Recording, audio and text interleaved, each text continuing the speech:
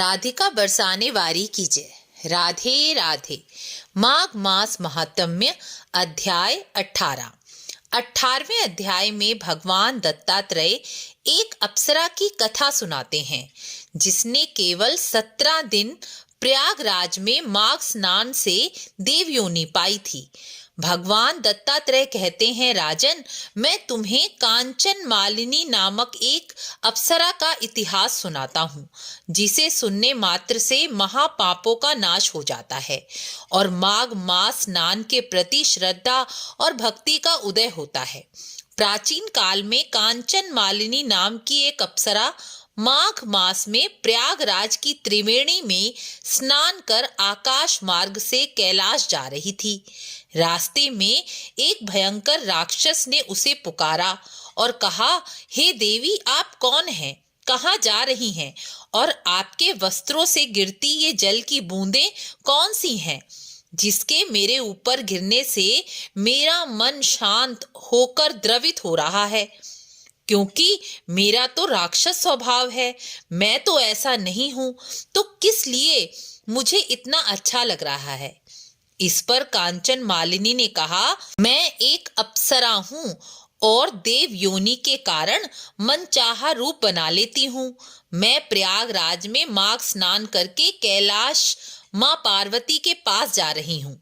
माँ पार्वती मेरी सखी हैं, मैं उनकी सेवा में रहती हूँ। और हे राक्षस, तुम्हारी दुष्ट भावना को मिटाने वाला ये त्रिवेणी का जल है जो मेरे गीले वस्त्रों से टपक कर तुम्हारे ऊपर गिरा है। माघ स्नान के पुण्य फल से ही मैं एक वैश्या से सुमेध नामक गंधर्व के यहाँ अप्सरा के रूप में उत्पन्न हुई हूँ। यह सुनकर राक्षस आश्चर्यचकित रह गया और बोला, देवी, मैं आपकी पिछले जन्म की कथा सुनना चाहता हूँ कि किस प्रकार आप वैश्या से देवयोनि को प्राप्त हो गईं। कांचन मालिनी ने कहा, पिछले जन्म में मैं एक वैश्या थी। मेरा पूरा जीवन बड़े बड़े सेठों साहूकारों से धन लेकर उनकी कामना तृप्त करने में लगा रहा।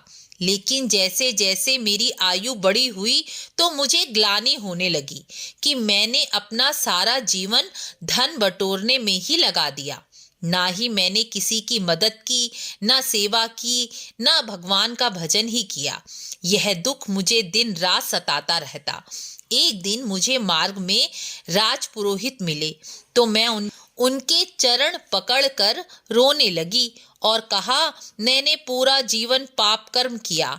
आप मुझे कृपा करके बताएं कि मेरा उद्धार किस तरह होगा। ब्राह्मण मुझ पर दया करके बोले, मुझे पता है कि तुमने जीवन भर पाप कर्म करके धन इकट्ठा किया है। तुम्हारा इन पापों से छुटकारा बहुत कठिन है, लेकिन तुम्हारे प्रायश्चित को देखकर मैं तुम्हें एक उपाय बताता हूँ। तुम प्रयागराज में जाकर शुद्ध आचरण करते हुए त्रिवेणी में माघ स्नान करो, इसी से तुम्हारा उद्धार होगा।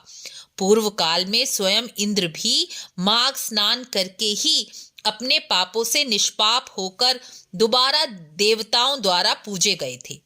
इसलिए तुम वहां जाकर शुद्ध आचरण अपनाकर स्नान करोगी तो तुम्हारा भी उद्धार हो जाएगा।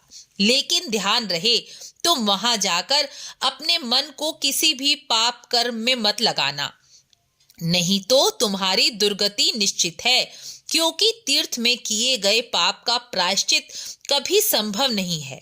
इस प्रकार राजपुरोहित के कहे अनुसार मैं अपने घर लौट आई और अपना सारा एकत्रित किया हुआ धन गरीबों में दान कर सन्यासी का वेश धारण करके प्रयागराज चली गई।